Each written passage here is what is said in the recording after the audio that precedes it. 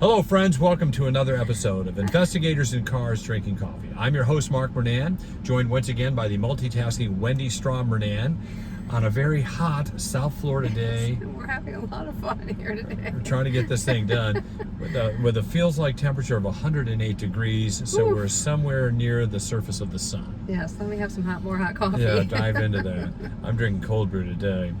Today, though, we're going to address in a three-part series report writing, 3 rules for writing reports. And we'll address that in just a second. But first, a word from our sponsors, OREP, O-R-E-P. We have a sponsor? We have a sponsor, Oh. OREP and Working PI Magazine. And we're grateful to them, so listen to this. This video is sponsored by OREP Insurance and Working PI Magazine. OREP is a leading provider of private investigator liability insurance nationwide. Get your quote at orep.org today. So, the 3 rules for writing reports. Here we go. Number 1, just the facts, ma'am. Just remember that from Dragnet? No, I don't. Okay, that's too far back for either of us. Certainly too far back for you. Just the facts, ma'am. Number 2, spelling and grammar matter. Spelling and grammar matter more than you think. And number 3, formatting the report. But we're going to do a video on each one of those rules. And rule number 1 is just the facts, ma'am. So let me ask you this, Wendy. What goes into a report and what does not go into a report? Well, that's interesting. I mean, just the facts go into a report. And I had to learn not to get subjective and give my opinions and my emotions and put the drama in the report. So. Right. No drama in the report. There's plenty of drama to be had here, but an investigative report is not a short story. If you like short stories, then you go read a book. But if you're going to do investigative reports, you need to keep the opinions and comments out and the facts in. Right. And what are the facts? What was said and what was observed. That's it. What was said, what was observed. Everything else is really probably extraneous. Or what your research is, what you discovered in your research. Yeah. You don't add between the lines. Yeah. You don't try to fluff it up a little bit. We don't embellish a report here. It has to be fact-driven, observation-driven. Now, that means, of course, that you have to remember who is reading the report.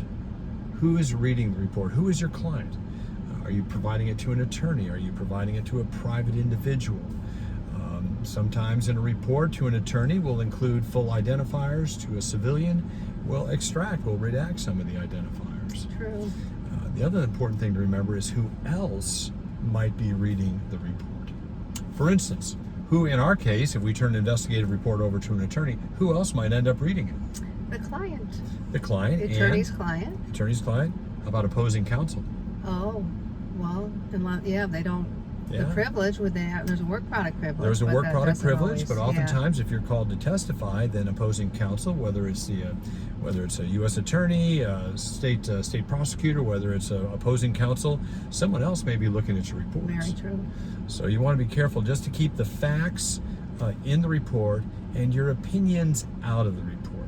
Now, don't embellish, don't minimize what people say. Try to be as precise as you can, which means careful note taking during the interviews. I know when you and I do interviews, you're usually taking notes while I'm asking questions, Right. And then you're going back for those over there. Now, we want to include observations without editorializing.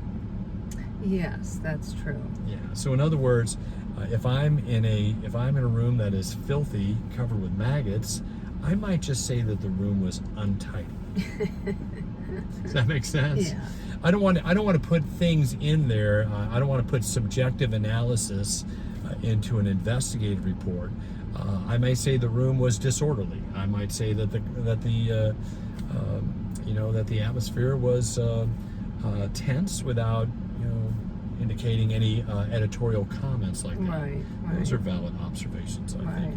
Anything else you would not put into a report that's not fact-based? Well, I do a lot of background investigative reports, and sometimes I get a feeling, I think this person's up to this or that, but I don't want to inject my feelings or my judgments from what the research is showing me. So I just give them the absolute, what I'm finding, what the documents say, what the court document says, that's it.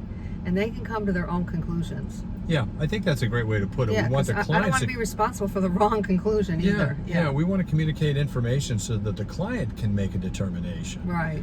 The client can come to a conclusion on their own. Yeah. I will say this: a room is not filthy; it could be disorderly. A client may have tattoos. I might not make a comment about him being a Satan worshiper, unless him or her being a Satan worshiper, unless it's germane to the report. Yeah. So there's plenty of ways. And he might not be one. He might have just had a bad night. Might have had a bad night. I mean, you might want to communicate to the attorney that the client, that the witness has tattoos.